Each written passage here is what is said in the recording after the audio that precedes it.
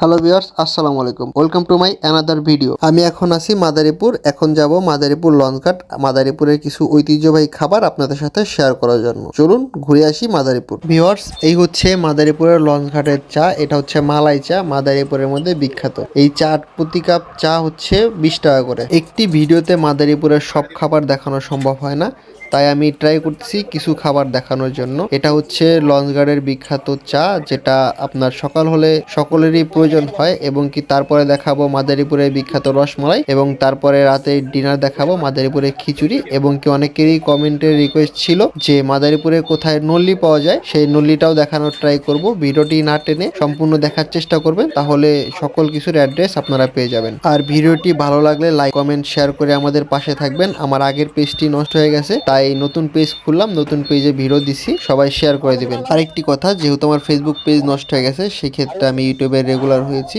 সবাই আমার ইউটিউব চ্যানেলটি সাবস্ক্রাইব করে আসবেন। পিন কমেন্টে লিংক দেওয়া থাকলো। আসছি, এটা হচ্ছে চরবিরা মন্দির। এই হচ্ছে কাকির দোকান। এটা হচ্ছে আপনার পুরা ইটভাটার মধ্যে সে একাই একটা দোকান, অনেক প্রত্যন্ত গ্রাম অঞ্চলের দিকে। সে একাই সিঙ্গারা বিক্রি করে, এবং কি গরম গরম সিঙ্গারা এখনো বাজতেছে, এখন অলমোস্ট 12টা বাজে। সো আমরা এই কাকির সিঙ্গারাটা ট্রাই করব। ভিউয়ার্স, এই হচ্ছে সিঙ্গারা, গরম গরম ধোয়া ওঠা সিঙ্গারা, যেটা মাদারীপুরের চরবিরা মন্দিরে এক বৃদ্ধ মহিলা তৈরি করে। চলুন এই বৃদ্ধ মহিলার সাথে আমরা একটু কথা বলে আসি। আসসালামু আলাইকুম। ওয়ালাইকুম আসসালাম।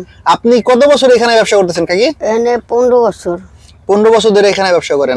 আপনার এই সিঙ্গারা যে টেস্ট, আমরা ছাড়াও এরকম বাইরের লোকজন ছাড়া বা ইটের ভাটার লোকজন কি আপনার এই সিঙ্গারা খায়? হ্যাঁ, সবাই খায়।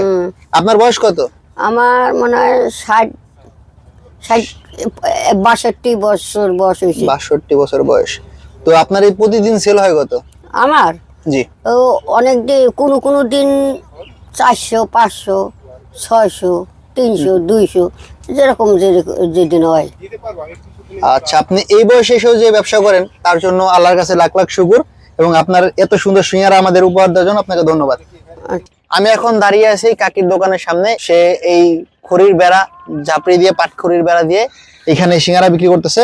তার সিঙ্গারার সাইজ হচ্ছে এরকম। সো আমি এখন ট্রাই করতেছি যে সিঙ্গারাটা কিরকম তৈরি করে সে।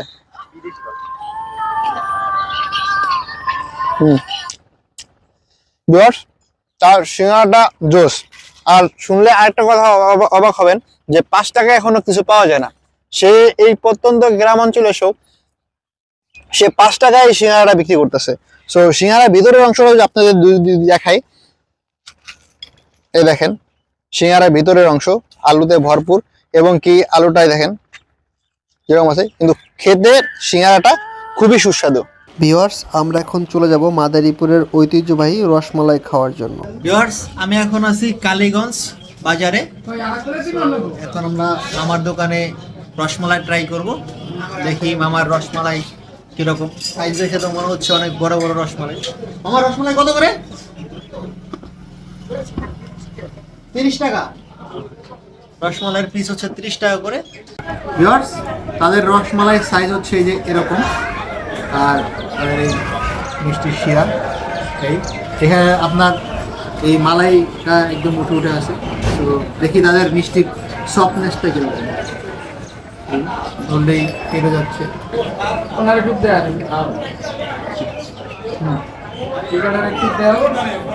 আপনার তাদের রসমালাইটা খুবই সুন্দর, এবং কি মাদারীপুরের মধ্যে বিখ্যাত। এটা হচ্ছে কালীগঞ্জ বাজারে। আপনার দোকানের নামটা কি? হ্যাঁ, দোকানের নাম আমি মহাজনের নাম ওহিদুল। এটা আপনার কালীগঞ্জ বাজারে এসে, কালীগঞ্জ বাজারে যে ছোট ব্রিজটা আছে, ব্রিজের মোড়েই ওহিদুল ভাইয়ের মিষ্টি দোকান বললেই হবে।